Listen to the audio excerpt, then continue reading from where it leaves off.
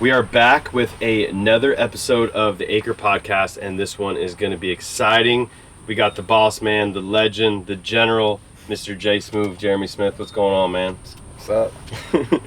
So, am I co-host of this whole thing, or is that not how it works? I'm not really sure, dude. Like, I was kind of figuring out how we're going to do this, but I guess we'll just start it off as a conversation. I got a bunch of questions for you, talking about everything that you got going on, talking about the Olympic experience all the way to training, growing up in Dayton, Ohio. But first, tell me what's new, dude.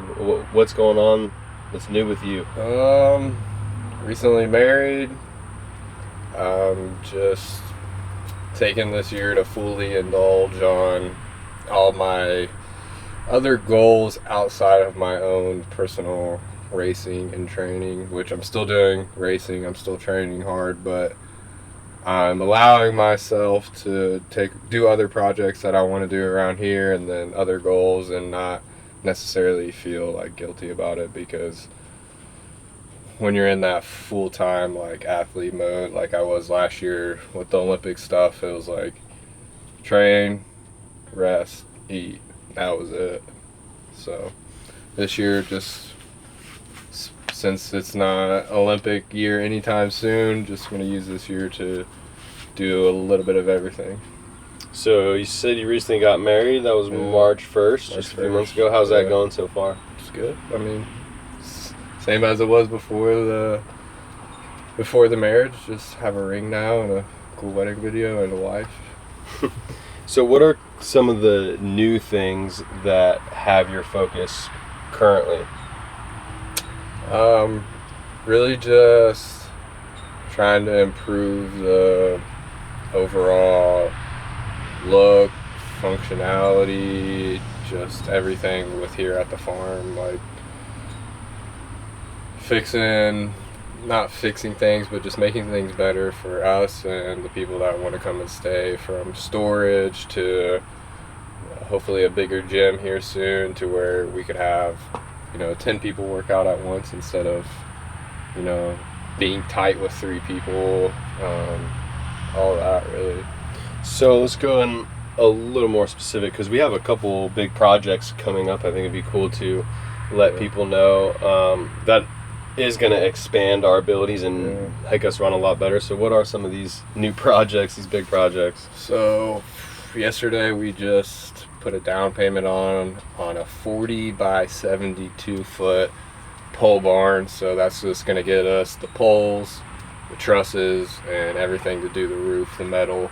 It'll be open, and then once we get that up, we'll reassess and see if we can work up enough funds to do some concrete and either all of it or part of it. And then we have another barn that we went and took down, a different type of barn, and we might be building that up near the house for like bike storage. So when we pull in from the track, we can unload, hang jerseys up, put helmets up, and not just have people hanging a jersey over a chair wherever they can to let it dry. Just have more organized, more legit stuff.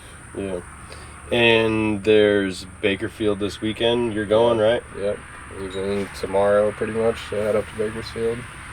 And I know you kind of switching up your schedule a bit this year. You mentioned that you're taking some time to focus on some other things.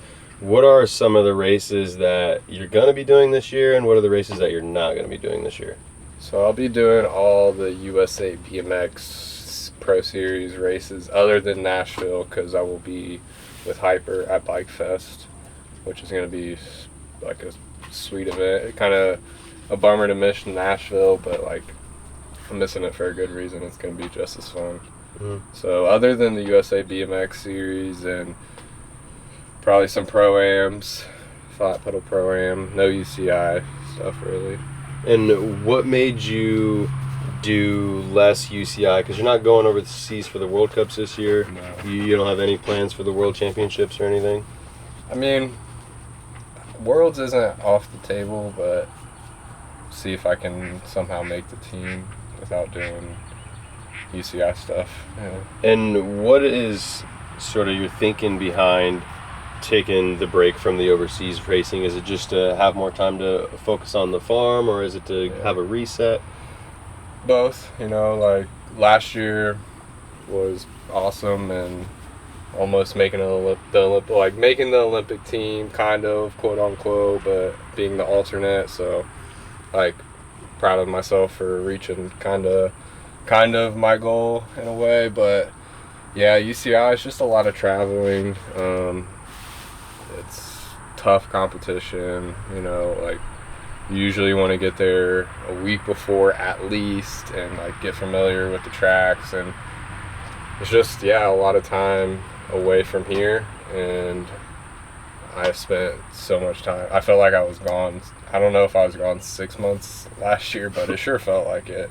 And then also just I feel like I can prolong my career as well, of like not being so hyper focused on UCI World Cups and like being that #1 pro, to where I still feel like I can get good results, I can be in the mix, I can be on podiums, but just like allowing myself to have a little break, to ease up on myself, but then also to tick off those goals outside of like my personal racing. So you mentioned prolonging your career. How many years, do you have a number of years that you're thinking that you have left wanting to compete at the top level? Are you thinking about Olympics 28? Yeah, I'm thinking about that. Like, it's definitely in my mind, and I'm not like, I don't have that goal. I've been thinking about it a lot, but I'm just kind of taking it year by year. It's pretty similar to when we kind of got this place. Like, it was my last ditch effort to try to make Tokyo with the World Cups in Verona, and then there's 2 back-to-back World Cups in Bogota, and like that was kind of like the last ditch effort for me to make Tokyo.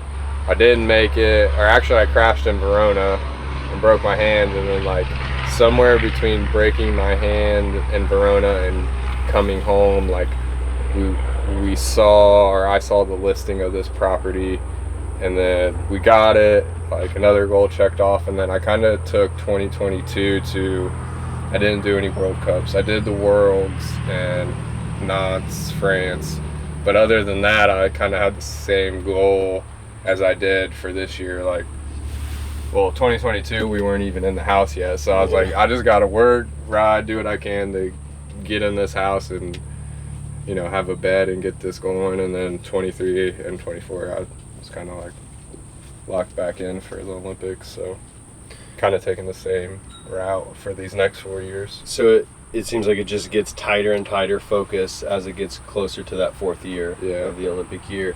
And I think it makes it easier to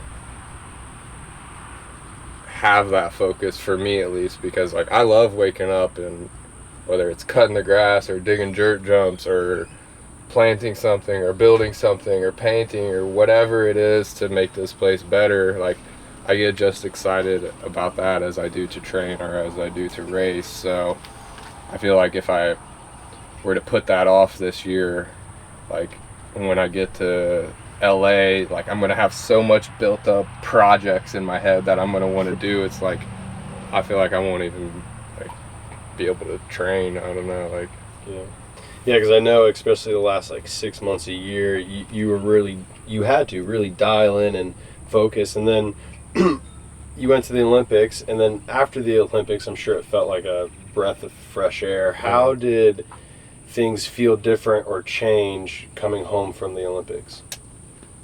I don't know really how it changed. It was just kind of like you said, a breath of fresh air, and then I could take the time to, like I did a track rebuild in Triple Creek. I did a lot of stuff to get ready for the wedding, because we just kind of did it at my wife Ashley's parents' house, which was super cool. But we built some stuff that we could keep forever instead of renting it, and it was just nice to be able to take a step back and then also get that itch again to like want to ride and train. Tell us about the Olympic experience. You know, that's something that very, very few people get to experience, and I think it's so rad that you got to experience that. Maybe didn't get the race, but you still have to have so much of the experience of it. Tell us from your perspective. Yeah, it's kind of hard to put into words, and sometimes I feel like I downplay it some, but I mean, I just did my best to try to take it all in there. It was cool, like, just knowing I was going there, seeing all the different countries, being able to be in that environment. I think it would have been different if I was there to compete, and also, like, I'm not going to say, yeah, the Olympics is beyond special, but it's similar to a World Cup, especially if you just kind of take yourself out of the village. Like, you're with the USA cycling staff, like, they're picking you up in the van, you got to be here at this time and stuff. I mean, definitely going to, like, I forget what it's called, where you go and you get all the clothes, and, like, they're taking us into the Ralph Lauren, and you're trying it on, and you have these stylists, like, making sure it's buttoned up right, and then, like, you go into the Nike room, and, like, you're in this dressing room, and your name comes across the screen, like, Olympics, like, yeah, it's, like I said, I don't know how to put it into words. Like, it was so great. It almost felt familiar in a way, too, to where I feel like I wasn't, like, completely blown away, like, unimaginable, but yeah, I don't know. Maybe I was just prepared for it, and, like, I don't know. But yeah, like, talk us into leading up to the Olympics, because I know there's a lot of pressure. Like, you don't even know if you're going to be on the team 2 months before the games or less than that. Yeah. So it's like it's a lot of pressure. It's a lot of stress leading up. Tell us a bit more into detail what that last leg of that Olympic run was like. Well, the Worlds was like I feel like almost the biggest boiling point. Like, everyone was kind of up in air. Like, we only really had 2 riders going, with a third being an alternate. So going into the Worlds, there was 4 USA riders. If 2 of us would have podiumed, then it would have been that too, no matter what. So, like, there's a lot of stress, I feel like, going into that, because you never know what could happen. It could have been Corbin and I got on the podium, and the 2 that got to compete, Cam, would have been out. So I feel like that was just the biggest boiling point of the whole year, and I was just trying to take it day by day, and it's easy to get worked up about something. Like, if you're so far ahead in the future, you're up here, that's when you get the anxious. So I was just trying to take it day by day. I knew Rock Hill would be a good track for me, and yeah, I mean, doing the best I could to do my training, and then once I'm done, relax, not overthink it, and I feel like I did a good job at handling all that, to where, like, it wasn't like a huge deal in my life going on. I knew whether I went or whether I didn't make it, life still goes on. I still have other goals I gotta go after, so I was just trying to come with my best self and let the chapters unfold, kind of, Yeah. Control what I can, and whatever else happens is. And you also had one of your biggest results of your life, but you got a podium at the World Cup too. Yeah, so it's like, it seems like felt like there was a lot of ups and downs, which can just take a big toll on the mental game. How were you able to, you mentioned taking it day by day, what are some other things that you did or focused on to help manage probably one of the most high pressure times of your life?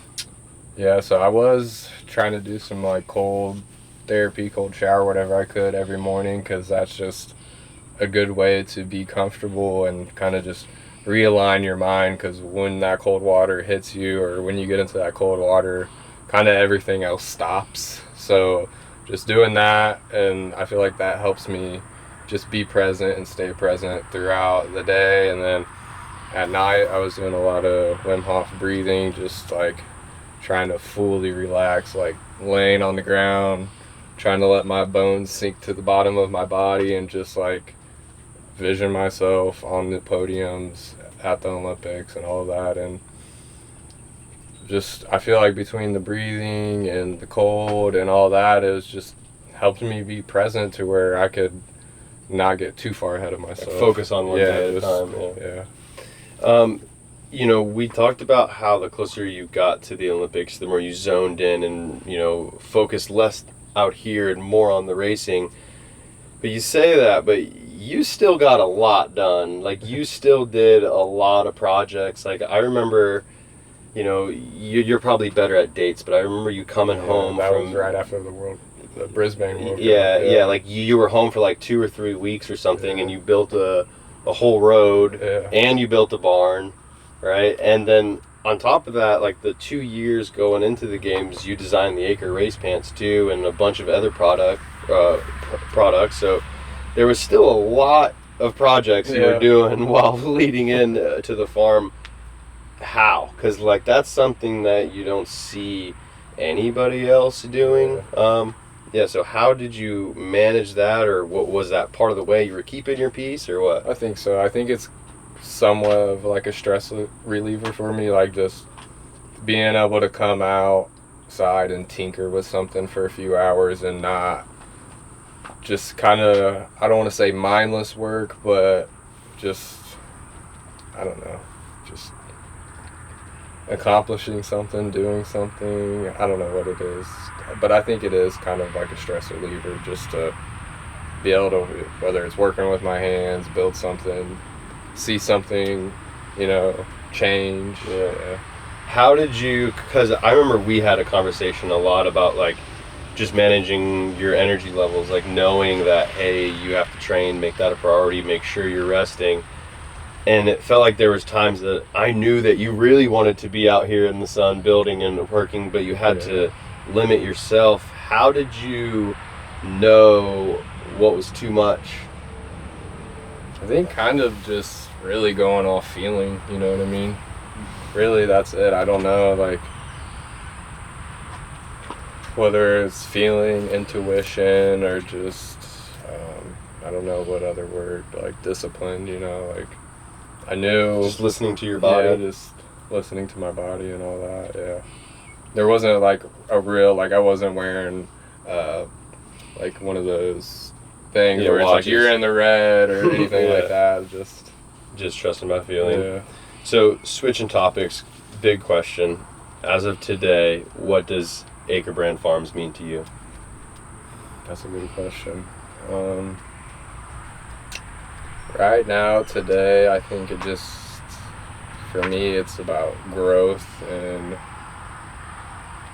you know, 30, like growing, building, making sure, you know, I'll be able to financially support myself. And not that it's all like about money, but just growth, you know, like being better, learning how to communicate, you know, learning how to design better products, pants, learning how to make this place better for us and our guests. Just right now, like, I just see for AkerBrand it's growth for me. Like, like it's a great thing that we're both doing things every day that we've never done before, and it's like the challenge of doing something new is just sparking so much growth in both of us. I can definitely attend to that. What is your favorite thing about being here at Aker Brand Farms?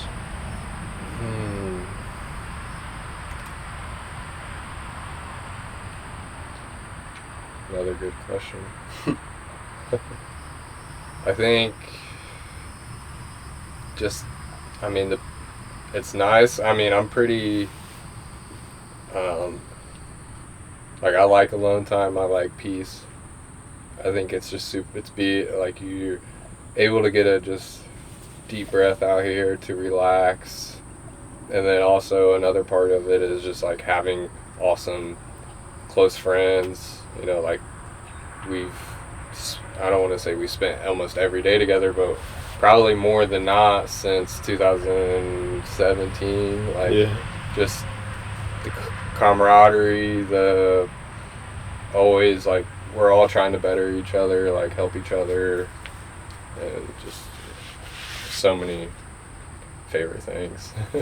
Well, this one might be easy for you. What is your least favorite thing about the farm that you can't wait to change? Honestly, right now it's just the storage situation. Yeah. I want to be able to have a place and a spot for almost like every single item that's like clearly defined, organized, just like systematic. Just come home from the track. Like right now, like you got to air your helmet out on the front porch. You got a jersey draped over here. Like just cleaning everything up, organizing it, and that's something, the new barn projects, that's really going to help for sure. Tell us more about the roles that you play here at Aker Brand Farm. I feel like I'm more of project manager, designer,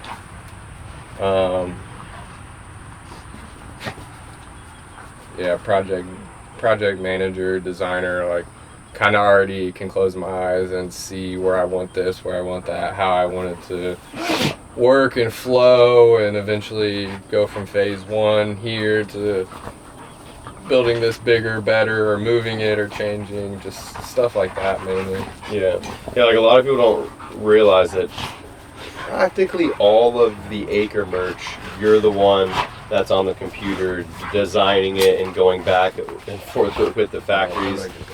Hold on. Hey. Dog wrestling match right in the middle of it.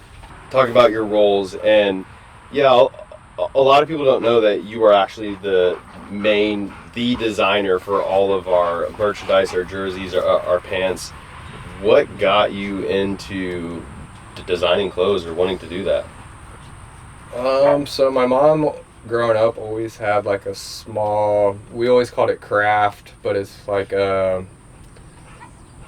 just home decor items, whether they're seasonal from like pumpkins during Halloween or snowmen for the winter, candles, everything in between. She was always painting and stuff, and I remember I don't really remember, but I've seen stories, photos, like I'm 2-3 years old, I got toy dirt bikes and I'm painting them, and my brother and I always used to draw, and then my brother is, Josh, he's a good artist. Like when he was younger, he would always print a t-shirt, whether it was 10, 1, 2, 5, however many, and like had little just brands, like with the friends had it, and just I think that's what kind of got me into it.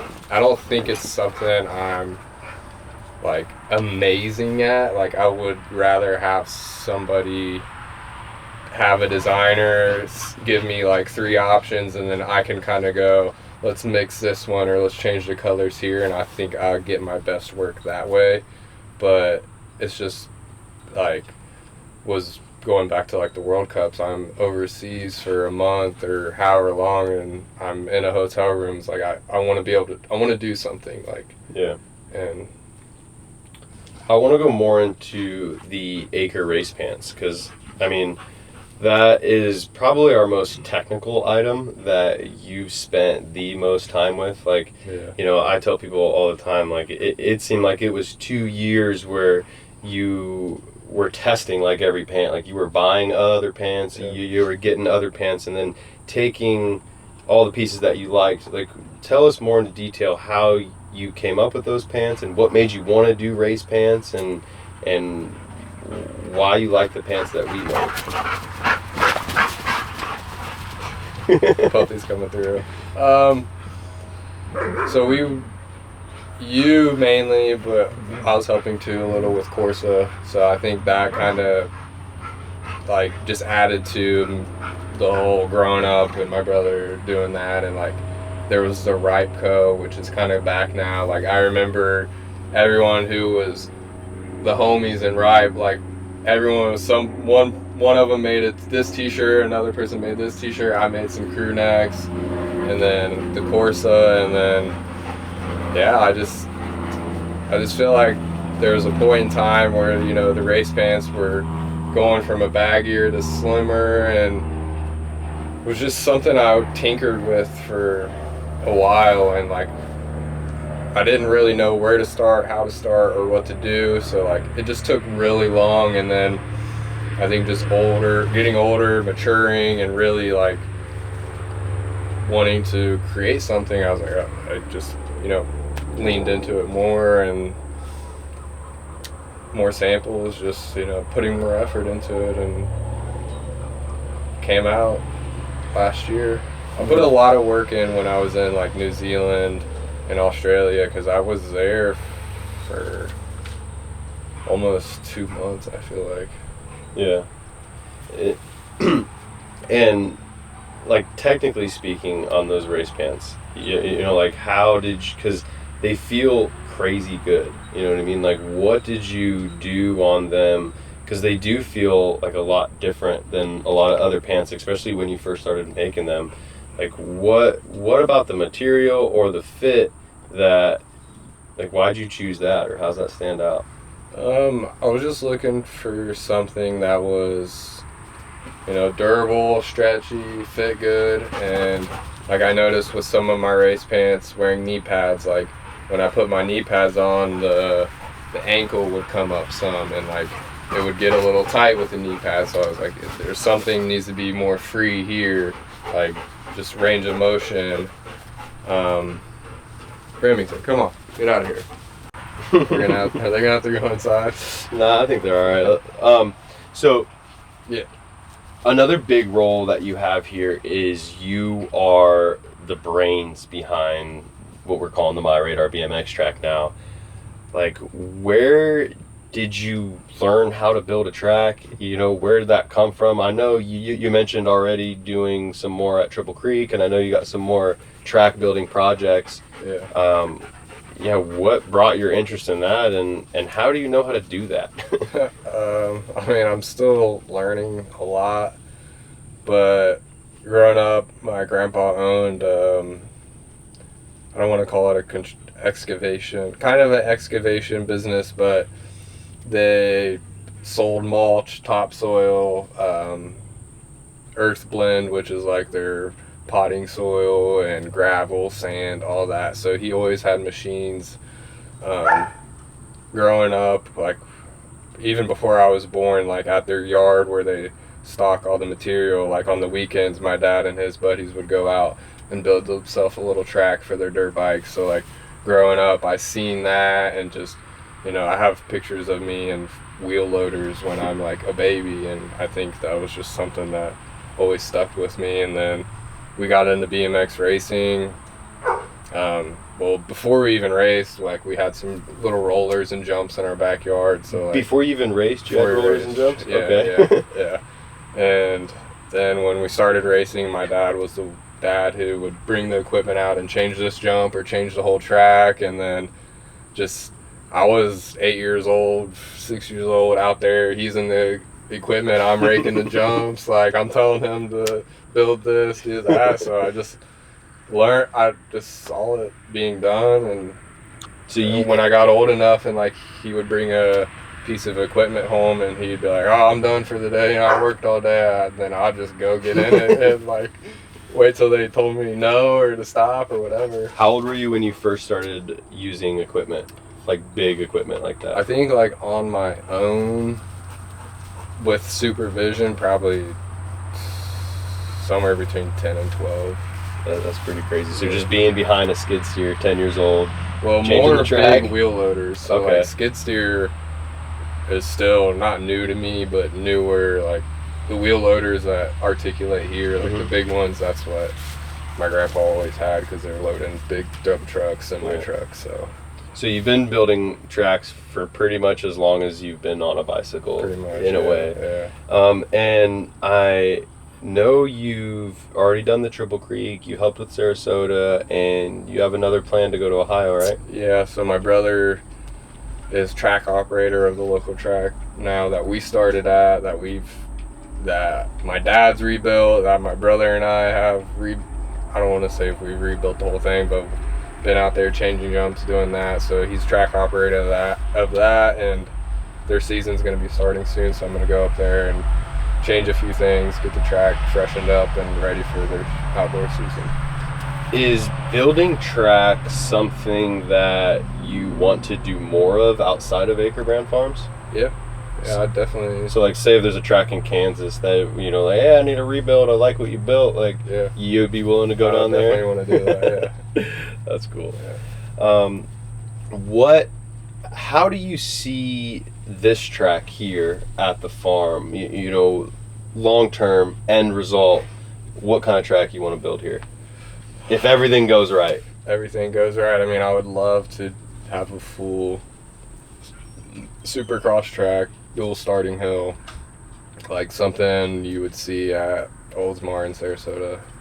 Nice. And just track, or do you see like other dirt jumps and dirt jumps? Like, I don't know, haven't vision. I don't know the best route yet, but obviously, if we were to build a supercross track or a full size track, we're gonna move it a little closer to the road in this field that we kind of have dedicated for BMX. And I don't know if, like, we have this gate deck that we expanded on. The poles are still super tall to where maybe that turns into a big roll-in. Like, one's a tall roll-in, one's the same one, and the track now is the trail section or pump track section, and then we have the track over there.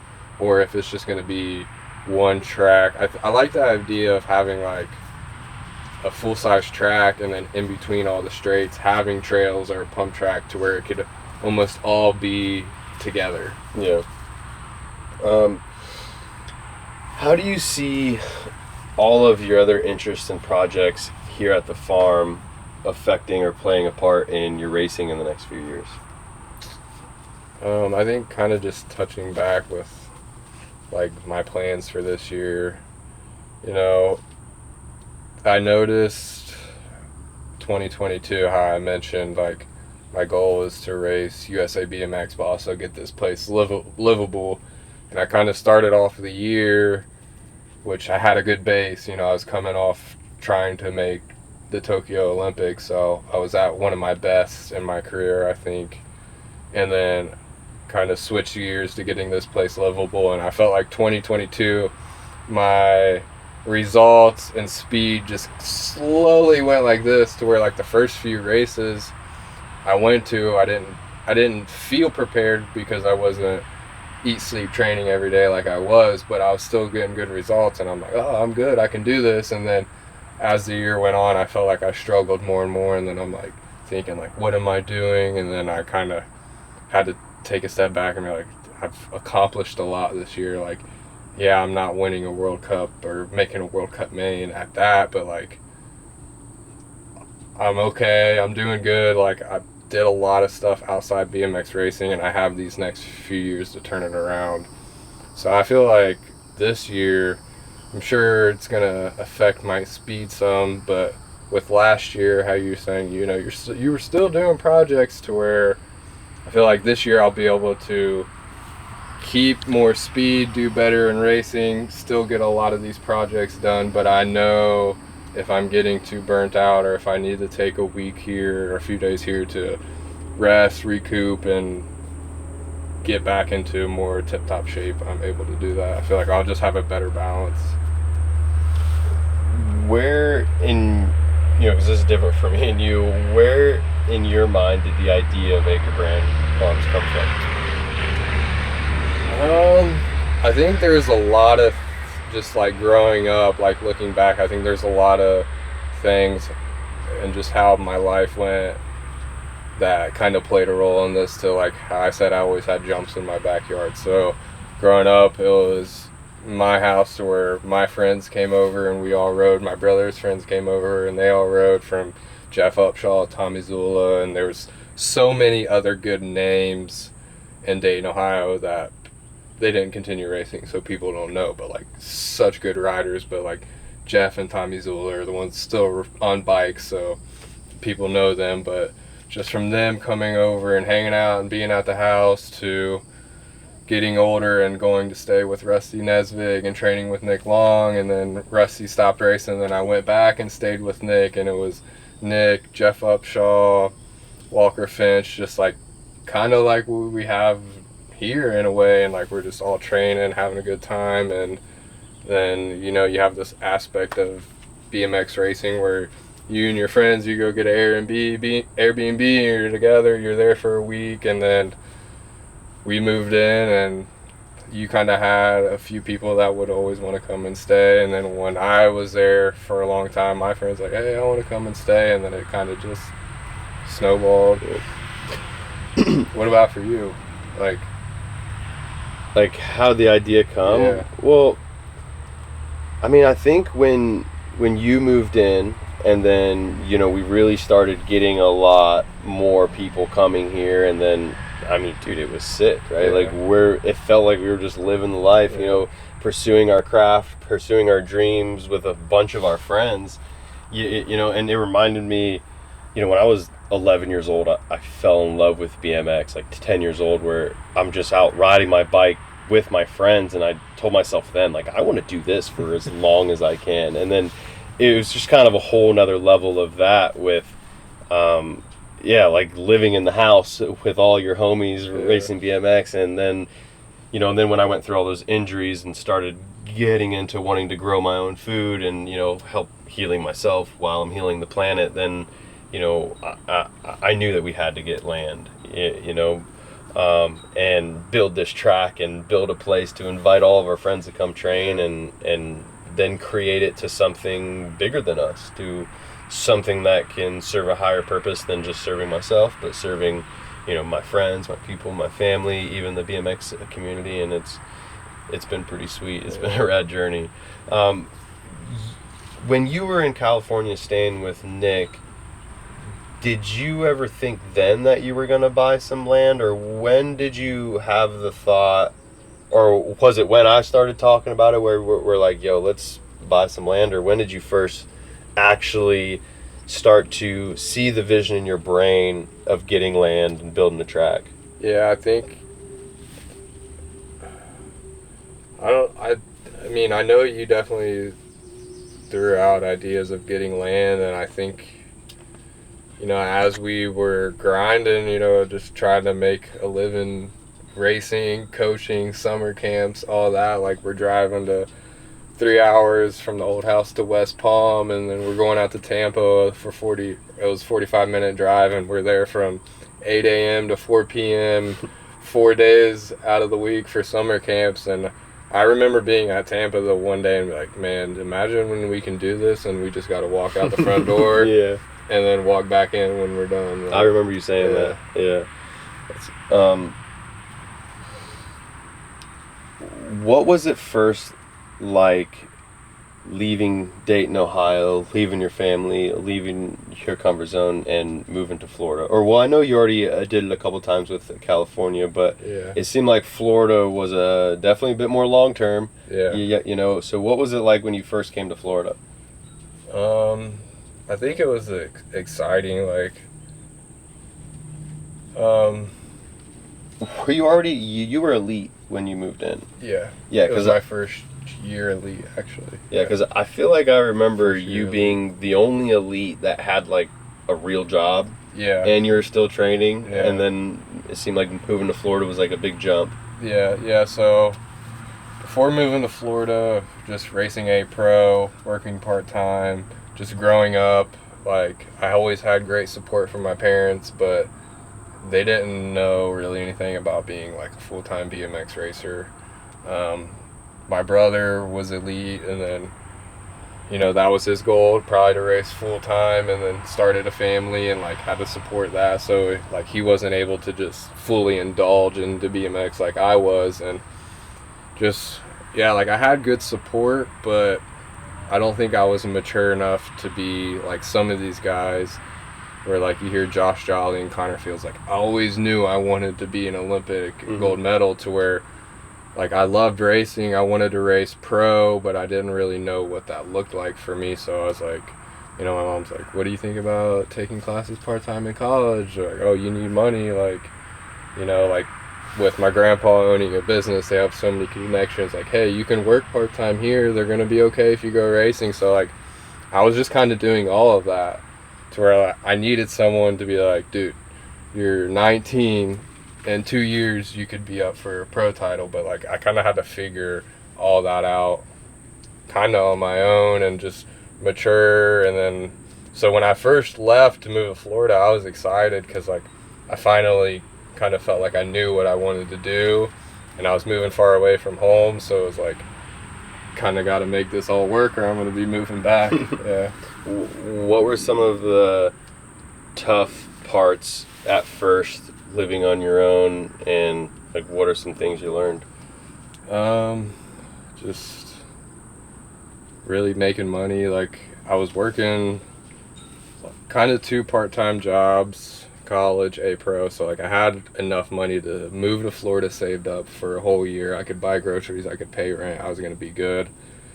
And obviously I moved, I made some money racing state races, but going to nationals and all these World Cups without a sponsor, it's hard. So just learning how to manage money even more. Like, you know, I can't, like before when I had a part-time job, oh, I'm going to stop and grab this to eat. Like, you gotta really can't spend money on anything you don't need. And then just, you know, growing up and just, yeah, I mean, I learned a lot. I don't know, like, one thing, but it's good to, you know, go out and have to make it. And my parents helped me so much. There's no way, like, I would have been able to stay here this whole time without some of their help, or at least there's no way I would have been able to stay but still go to these World Cups. So it's like, for me, it was almost a pressure too, to where like I gotta make all this work, you know. What were some things that really helped you know, when you moved to Florida? It did seem like your career started taking off pretty much as soon as you moved to Florida. Yeah. You know, what about living in Florida helped? I think just being able to ride so much and being on Sarasota and Oldsmar, you know, just being on the bigger tracks, being able to ride so much, and just waking up, training, like only being able to really think about racing and giving all my attention to detail on that. Yeah, it seems like when you first moved in, that was the first eye-opening thing for me, was just how focused you became, right? Like, you moved there and it seemed like you knew that, hey, this was your shot. You had to just go all in and make it, and you dialed in so much that one year, like leading into Grands. I think it was your first year. You had a pretty good result too. You made the main. Yeah, at the Rock and the Grands, yeah. When did you first start competing internationally? I think my first World Cup internationally was Manchester in 2015, I think, before I moved here to Florida. And then so you didn't race internationally growing up at all? No, so my first world championships ever was Rock Hill 2017 as an elite. An elite? Yeah. That's crazy. That's so rare. Yeah. I mean, like, for me, I think, I don't want to call it a regret, but something I'm able to teach, like, the 15 and 16-year-olds that come now is, like, for me, NAG 1 was way cooler than, like, it sounds crazy to say, but, like, to me, UCI wasn't that big. Like, NAG 1 was the one to have, to where I feel like when I was 17, 18, I wish I would have been introduced more to the junior and then, like, gone that route. But what do you think prevented you from racing more of the junior and internationals? Like, what perspective did you have that made you think that NAG was so important? Is that just the typical American perspective? I think that's just typical, like, ABA, NBL, and also, just kind of when I grew, just growing up, because, like, I don't ever remember, like, I did junior men races, but like for me, it was like, what's this for? It's like an open. Yeah. Like, what am I getting out of this? Like, I'm racing the same kids, but I'm not getting nag points. Yeah, and that's such a different perspective compared to I feel like any other country. Yeah. So before you moved to Florida, you mentioned when you were in Dayton that you worked 2 part-time jobs. You were going to school. What was riding and training like then? Just wake up, or I'd either do some training before work or after. Did you have a coach or just freestyling or what? My brother was coaching me. Okay. Yeah. But wake up, train before work or after work, and then ride on local nights, Tuesday, Thursday, and the weekend was usually a race. But how would you say your amateur career went? it was good. It wasn't like dominant. Like when I first started racing, I mean, I turned expert in like probably under a year. I think I won maybe my first national as like a 5 and under expert or 6 expert at Rockford, and then just I was good. You said 5 and under expert? Something like 6 expert crazy. maybe. I don't know. Yeah. Like I was young, and then I did good as like 6, 7, 8, 9, and then once you get to 10 to 15 range and kids change and start growing up, that's where I started struggling the most. Like I was always a great rider, but didn't have much power out of the gate. So like 10 to 15, 16 is when I really learned how to race and use my track speed to get myself into the main or on the podium, or if it was a smaller race, a win. But I was always, from probably 8 to when I turned pro, I was always top 10 in nag every year. My best was nag 2, a lot of nag 7s, a lot of nag 8s, a lot of nag 9s, nag 5. So like I wasn't like top of the class, but I had to really fight for where I was. So you were in the pack, in the racing. Yeah. Would you say that was a huge, almost like a beneficial thing in your pro career now? Yeah, I think so. I mean, when I look at racing now, I mean, I'm sure there's top pros out there now that have just won. They won a lot as an amateur and they're still winning now, but I feel like it's pretty rare though. Like I think rarer than you think. Rare. Yeah. But I mean, I could be wrong, but I feel like a lot of the pros that are racing now were the ones in like my position. They were 3rd to 8th or something like that, and like they really had to fight for that position, and whatever kept them going then is just keeping them going now. Yeah.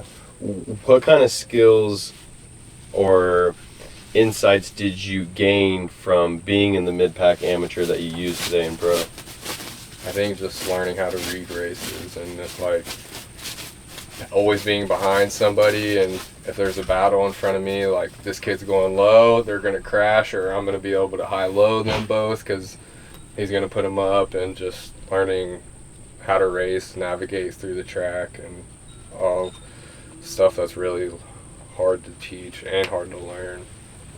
So what was the racing scene like in Dayton, Ohio? What were your home tracks? Who did you ride with? Kettering BMX and Cindy Verberg BMX were the 2 outdoor tracks we mainly rode, and then the Dayton indoor we rode during the winter. There was always... How far are those tracks from your house? 15 to all of them? minutes. All 3 of them? Yeah. Okay, yeah. damn. Yep. That makes sense. yeah, and I mean, like I grew up riding with my close friends, you know, Jared Johnson, Zach Humble, Tommy Mantia, Jesse Tashuti, and then they kind of got out of racing, but then my brothers had his friends, so I was always around them. John Miller, there's people who don't race now. Jeff Upshaw was always there. Like I always remember Dustin Vogler, yeah. Jason Jewell, who works at Huffy now. So many good riders. And how'd you originally get into racing? My brother raced before I was born, or even like I'm pretty sure I was at the track as like an infant. And then by the time I was old enough to start riding, which I think I started on a bike at 3. Did you start on Strider or were you pedaling? My dad had a 12-inch with the pedals, because like before, my brother and his friends would ride in our little loop, I couldn't ride, so I just pushed my bike around. And then my dad took the pedals off because I was pushing it, and there the pedals were banging up my shins. So he took the pedals off, and I would just push it. And then I remember one day I was in his garage, and I was just pushing it, and then like hopped on and would just coast. So it's kind of like a Strider, but. Do they even have Striders? No, That's kind of a new thing, isn't it? Yeah. But yeah, my brother raced. My dad raced motocross a little bit. And growing up, we were just always like trying to ride something, jump something, skateboard, scooter, drive the lawnmower, drive a golf cart, ride the bikes, ride four-wheeler, dirt bike, like just skateboard, all of it. What sort of influence do you feel like you've had from your parents that made you who you are today? I think my parents are just hard workers too, and like when you grow up you don't really realize like how much money your parents got until you really kind of go to school and go to friends' houses, and you're like, well, this house ain't like my house. And like I don't ever remember being broke, but now that I'm older, looking back, like they had enough money to get me a bike that could ride and enough to feed us and stuff like that. But it's been cool to watch them just evolve too, you know what I mean? Like, yeah, like they've grown a lot. The house we grew up in was pretty, I mean, like, depends who you ask. It could be super nice to somebody, it could be a pile of crap to somebody else, but like from what I've seen, it wasn't the nicest. But then like 10 years, oh, we got something new, or 12 years, oh, we got a new countertop. Like, and even today, just watching like my parents grow and evolve and just keep leveling up, and you know, being the most successful they are this year, more successful next year, like even into their 60s. So it was like, I feel like that's gave me the influence of like 30, I'm still getting better. It's just, yeah. Well, was there something on top of hard work that you seen or believe to help your parents grow so much just during your lifetime?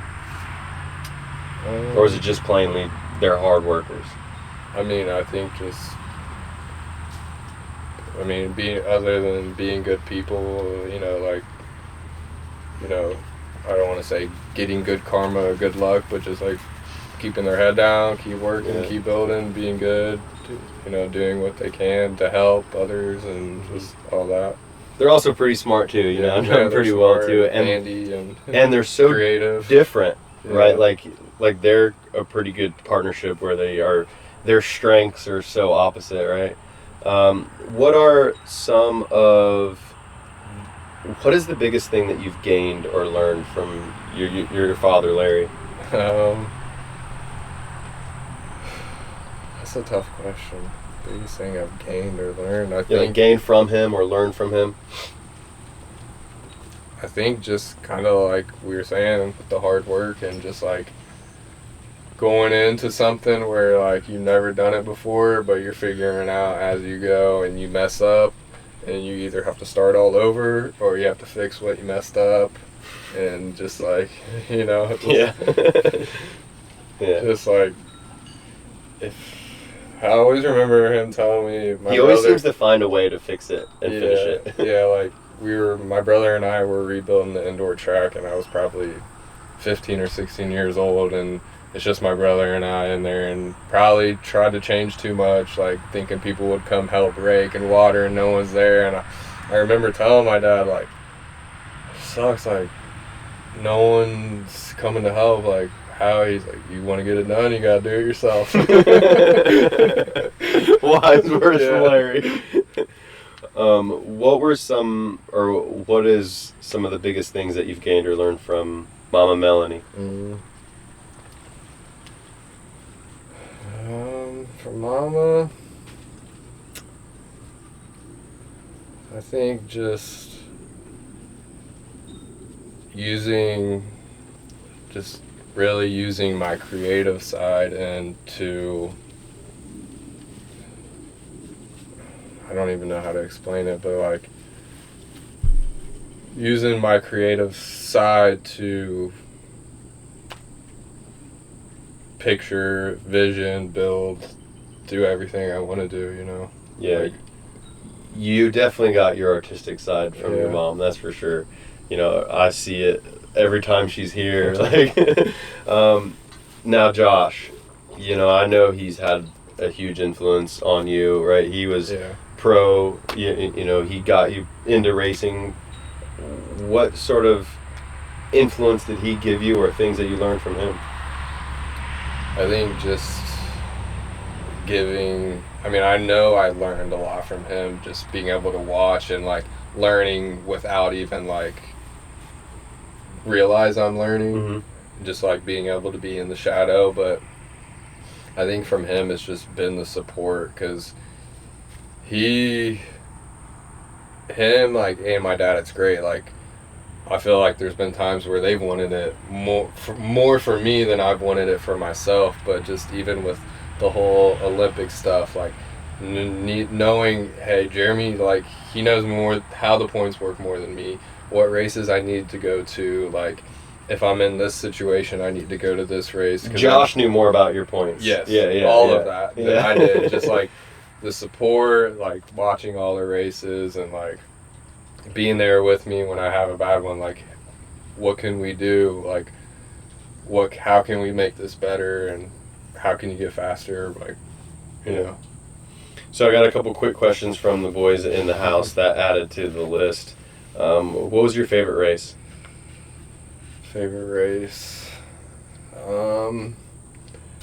It's hard to top the podium, the one and only final and podium I got at a World Cup. That one was pretty crazy. Who is your favorite racer to watch growing up? It can be more than one. I always liked watching like Jeff when I was younger, and then I liked Stumpy and Randy Stumphauser and Donnie Robinson caught my eye with just their riding style, like nothing flashy, fast, straightforward, like no extra. So probably those guys, yeah. Who's your favorite racer to watch now? Probably Josh Jolly. What is your biggest goal for Aker? Biggest goal for Aker?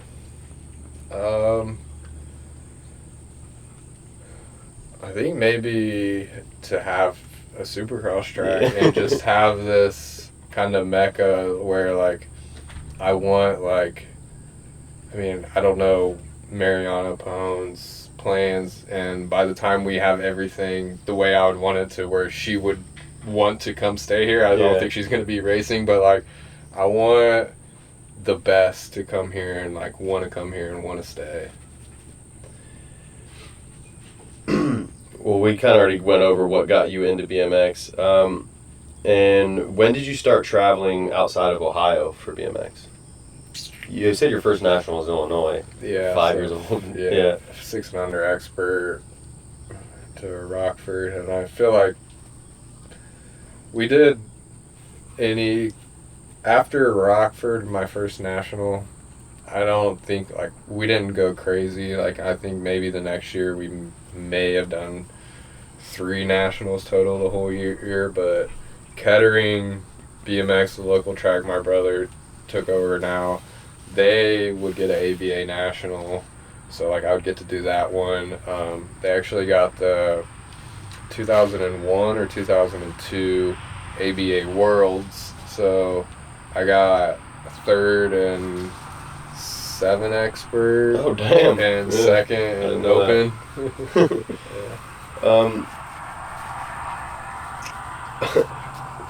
What was, other than the BMX scene, what was it like growing up in Dayton, Ohio? Tell us what Dayton is like. I mean, I feel like it was similar to most kids who race BMX. Is like, go to the track, hang out with your friends, and then when our friends run out the track, we were trying to dig jumps, skateboard, skate park, trails, just like always doing something, dirt bikes, whatever we could. So the next question is very clear. Did you build jumps or tracks as a kid? Yeah. So it definitely went over that. Yeah. Did you ever play any other sports? I played soccer when I was real little, football. I heard you were a goalie. I was a goalie, yeah. So when I was young, I don't know what it was, but I had like some bone spurs in my heel. So like if I ran a lot, my feet would hurt. So I'd have to hop in the goalie, give myself a little break every now and then. Oh, this is a funny one. What were you thinking when you first moved in with Will? So I stayed at your house in 2013, I think, and it was just crazy, like so many people there, and yeah, that one weekend where it was a race at Oldsmar. Yeah. Anyone who asked, "Hey, can I stay there?" Sure. It was like 11 people in this infested house. Yeah. But I knew you had a lady living with you at the time, so I was thinking like, all right, he's got a lady there. He's probably not too crazy. The house is probably somewhat clean, so I think I can handle it. Tell me your story of how you got the nickname J Smooth. What I remember is you called me J Smooth because my day was going smoother than your days were going. You were just kind of, I think you're frustrated with yourself and you're like kind of letting it all out. Like, I got the sprint spot, I got my water, I forgot my clip shoes, I need my tools, and you got your gloves, you got your notebook, you got your water, you got a spare tire. It's just like, your day goes so much smoother than I'm going to call you J Smooth. And then it just stuck. Yeah. What's next for AkerBrand? These barns, really. So today's Tuesday, we'll go to Bakersfield. I'll get home Sunday morning. Monday, skid steer comes. Gonna tear down a bunch of old corrals out where we used to run the cattle through, which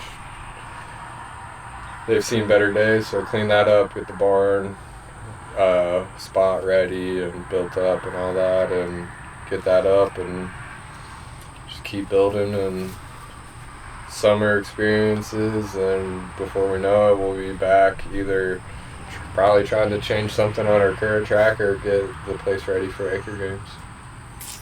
We've got two more finishing questions. How do you see Aker Brand Farms when it's finished? Finished. Or what does the finished version look like to you? I see the house with, whether if it's still Rain and Michael in there, or hopefully, or not hopefully, or whether they graduate, I think that's something great that that gives me fulfillment, is even with our other friends that are younger than us before we even got all this, how when we first got into YouTube and this and coaching and we're preaching to them like, come on, you need to do this, and they're kind of running around with us doing what we're doing, and then you kind of see them graduate to where they go out on their own, and we don't get to see them as much, but you can kind of see that you were a positive influence and they took some of your advice and they're doing either bigger or better than what we're doing, but they've grown and moved on. So whether Rain and Michael are still here or they graduate onto something different, but people in the house, hopefully a little section for Airbnb, like people who don't do BMX at all, to come out to the property and just get in touch with nature and the food side of stuff that we're trying to grow.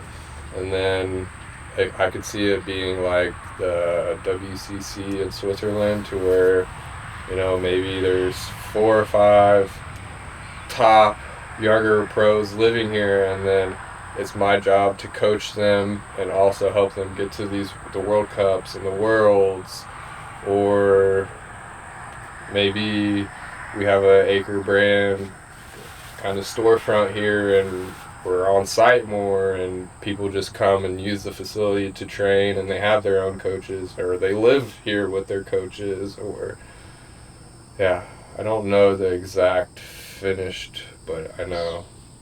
Yeah. For the last question, what impact do you hope Aker Brand Farms has on BMX racing as a whole?